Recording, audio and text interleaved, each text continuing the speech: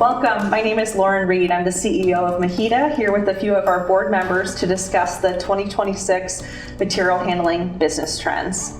I'd like to welcome Lori Palmer with Rev Storage Systems, Darren Boyk with Advanced Equipment Company, and Steve Strength with Gregory Pull Lift Systems. Welcome and thanks for being here. Thank you. Thank you. Glad to be here.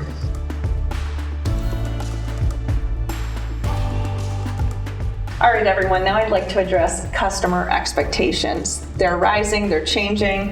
How have customer expectations changed in the last year, and what are you doing from a business sense to create more value for your customers without sacrificing your margin? Steve, will you kick us off? Sure.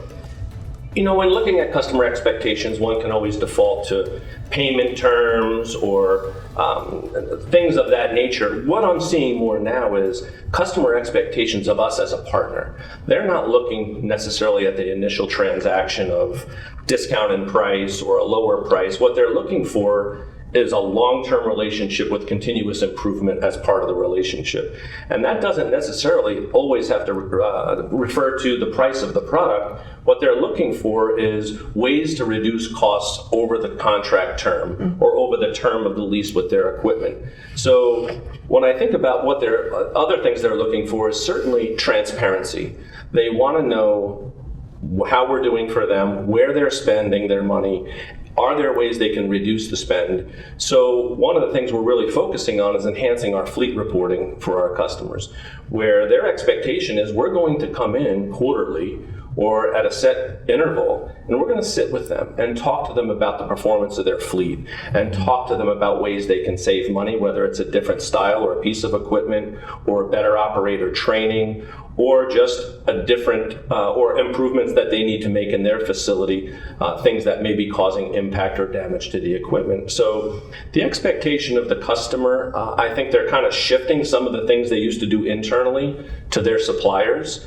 They too are faced with headcount issues and recruiting and retention. So they're saying, hey, if I'm going to give you the business, I'm expecting you to be part of my organization in the sense that you're going to help me improve, not just today, but we're in this together for a period of time. And I think that is probably one of the biggest things I'm seeing is that customers are expecting more long-term versus just the initial analysis of a proposal. Great insights, Lori. Agreed. So they're looking, obviously, for, it's getting to be that they're looking for one-stop shopping. They want one resource that they have contact with, and it streamlines the process for them. It helps them have better control by dealing with one of us instead of 3-4 different companies on a project. So we're finding that our relationship with that one person has become stronger and deeper, because instead of just dealing with them in one aspect of their project, you're now dealing with them across several different opportunities. So you spend more time with them and they become a stronger partner with you. And as we're going through the project, we're finding that helping them with things that we never helped them with before, add-on services, is also strengthening our relationship. Thanks for sharing, Lori. Darren, what are your thoughts? Oh boy, as a system integrator,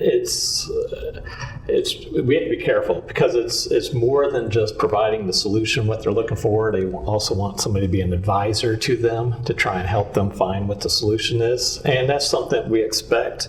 And we have a great relationship with them, or a strong relationship with them. It's like it's no problem. We do that. That's part of it. But there's also times when they may find us, we don't have that relationship set, and we're asking us to be this advisor to them. If we give them all this information, we found that we've gotten hurt by that. Sure. Where all of a sudden we laid out all this information, gave them all what they need and how it should be done, and did drawings for them. All of a sudden it's out in a bid package to everybody now. And that's something we have to be careful of and mindful of when you're doing that. Just something it's something that happens, and it has happened to us, and it's the guys do not like it when it does happen, because you put a lot of time and effort into it, then to all of a sudden find out it's being pushed out to everybody. But I would say that's not something that's changed in a year. That's kind of been out there though. So but we say that in the past year, I haven't seen, other than, I would say more so speed. I mean, thanks to Amazon, everybody wants everything fast. So it's like, even though you're going to get it to them fast, you expect to get the order back fast, but that doesn't happen. It's only one-sided. It's only a one-sided thing. It's like you're fast all the time, and they want fast. They appreciate fast. We actually try and be fast with it. We kind of always say we want to be that easy button for them.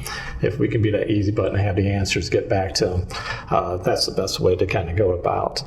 But the things we're trying to do just to help with all that is try and be on the front end load, get as much questions asked to the customer, get the answers, trying to find out what they're really trying to do there, what they're really trying to head, what the end goal is, and not just trying to do what they say, what they want, and trying to really understand what the problem is, what they're trying to get to, and then provide a solution towards that.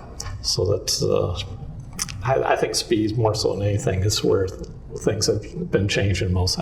Like Steve said about with the contracts, yeah, contracts are more one-sided than they've ever been, and we're always having to fight through that too. That's still something but again, that's something that hasn't really changed much. They seem to be more one-sided to me almost, but that's something, that's just another area as well. Thanks, Darren. Appreciate it. Yeah, I mean, I think communication is always the foundation for meeting customer expectations. Just to your point with Amazon, you order something this morning, it's on your porch this afternoon. The delayed in return phone call or return email, customers are expecting, hey, when I reach out, I expect a response. And today's technology we've almost kind of trained society that there's no reason why you can't get back to me quickly. So it does raise the bar in the sales rep arena too. I mean, some sales reps, that's a challenge. So we have to make sure that the people we're bringing on board are sensitive to the fact that customers are expecting more than a sales rep. They're expecting a partner and a consultant. Yeah. Right. Yeah. Communication's huge, and like you said, it's one thing. They expect things quick, and it gets there quick. But the big problem is, if it's not there quick, is communicating when and why it's not. And that's the biggest piece that we're finding is over-communicate everything. And it's not just an email or a text, it's picking up the phone and calling the customer and having a conversation with them. Sounds like expectation setting and communication, Yes. good old-fashioned things that we need to rely on in our businesses are good. What's going to help keep those customer expectations in line in a healthy way. You're right, and it's interesting. I'm glad you brought that up, because how many times do we hide behind an email or a text message, and the phone call diffuses any anxiety so quickly, but yet we have to remind ourselves to pick up the phone, make the call. It's taken that time. And that's one of the hardest things that we have when we're training new people, right? And especially younger generations, because younger generations are used to emailing and texting.